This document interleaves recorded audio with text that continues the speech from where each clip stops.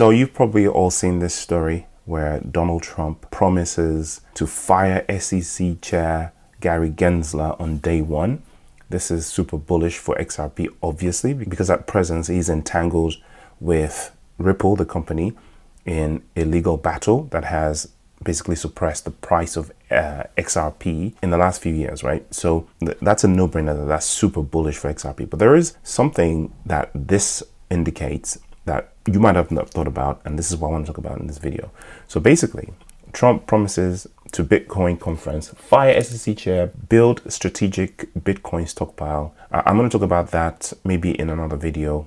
There's more to that also that meets the eye. You might be interested to considering, right? Okay, so Nashville, Tennessee, at Bitcoin 2024, former President Donald Trump said that if elected, he would see that the federal government would not sell any of its Bitcoin holdings, effectively creating a core of strategic national Bitcoin stockpile.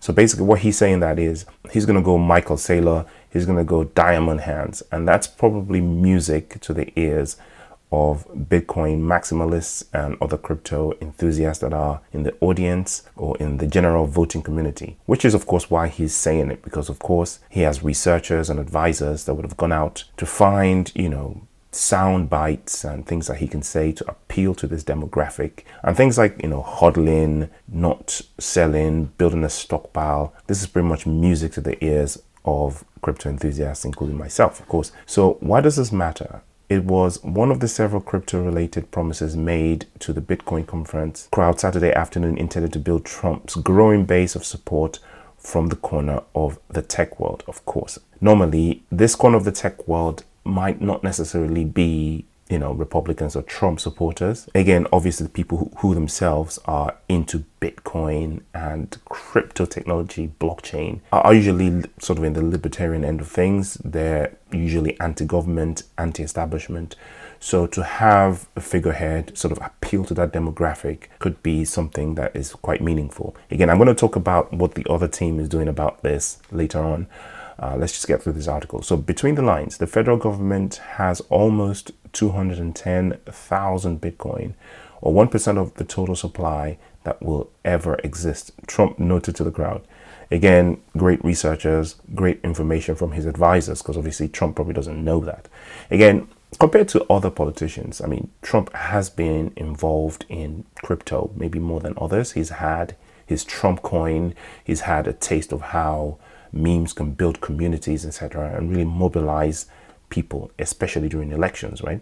So most of that was obtained through law enforcement action seized from cyber criminals and darknet markets. I think Silk Road was one of the ones that the United States and the FBI seized quite a large quantity of Bitcoin, and some of which have sold, right? If I'm elected, it will be the policy of my administration to keep 100% of all the Bitcoin the US government currently holds or acquires, Trump said on Saturday. For too long, our government has violated the cardinal rule that every Bitcoiner knows by heart: never sell your Bitcoin. Well, maxis anyway, and diamond handers. That's not really what everyone is doing. A lot of people are trading. They're taking profits when the pumps happen, and they are buying the dip, right? So there are different people in the camp, but again, great line to appeal to long-term hodlers who tend to be the most hardcore Bitcoiners anyway, right? So earlier in his speech, Trump touched another guaranteed crowd pleaser at the Annals gathering of Bitcoiners, moving on from SEC Chair Gary Gensler. On day one, I will fire Gary Gensler. And when it got huge applause, he said it again, to even larger applause. Now, this is one that I believe he will do, actually, because as we know, Trump is very good at firing people. Is how he got his notoriety in the first place, right? So if someone like Gary Gensler is how he's going to get his votes, or how he's going to garner more support, then he's going to do it, right? I don't think that Bitcoiners or Bitcoin maxis particularly like or dislike Gary Gensler, because Bitcoin has always been in the clear in terms of whether or not it's a security. I know that even some Bitcoin maxis were happy about the fact that Gary Gensler was going after Ripple, because they considered XRP a shite coin, as they call it, But I don't think Trump realizes that. But there's a lot more nuance to this. So Gary Gensler and the SEC isn't completely bad to absolutely everyone in the industry, especially Bitcoin maxis. But he would get the applause because I'm sure that the crowd is diluted not only with Bitcoin maxis. There are probably some XRP fans. There are probably people who have other coins that have also been deemed to be securities. And there are also probably people who are in the business who've been held back by the draconian rules of the SEC and how they've basically shifted innovation to other countries by basically getting in the way. Okay, so America's laws are too unclear and too tough and too angry and too stiff, Trump told the crowd on Saturday. Sounds very Trumpian. Lack of clarity in regulation, the industry argues, has stifled innovation and growth in the sector, which is true. I totally agree with that. Okay. And then it includes a kind of caveat and a reality check saying that if Trump were to become president, Gensler would have more than a year left in his term as SEC commissioner.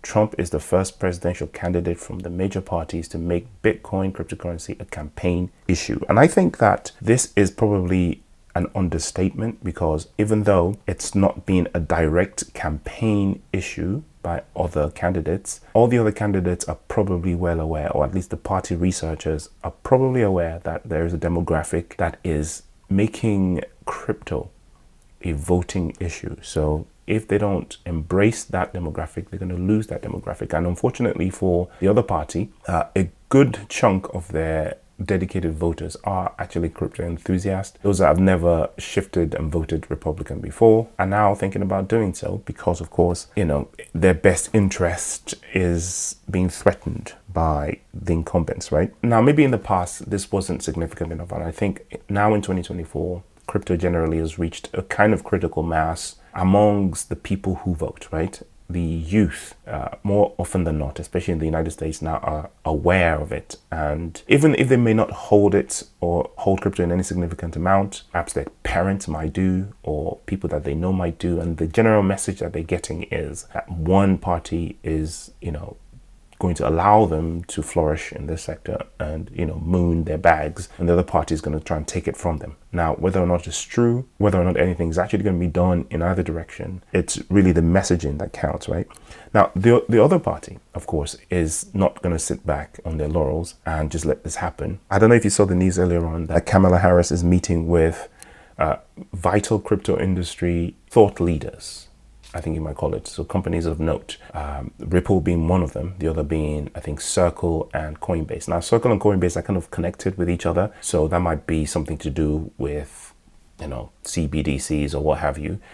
But also Circle and Coinbase are sort of establishment linked, bank linked. And to an extent, Ripple is also kind of regarded as bank linked, whatever. So now that Biden's out of the way and Kamala Harris is sort of the new face, right, there might be some opportunity to make changes, right? Because some of the declarations that she has made about, you know, trying to restructure the relationship and stuff, who knows, maybe she might preempt Trump and actually fire Gary Gensler, in which case the legal battle might suddenly end between the SEC and Ripple before we expect it. And who knows, if that happens, then only God knows where everything's going to go. Not financial advice, not legal advice, and not political advice. Do your own research. I'll see you next time.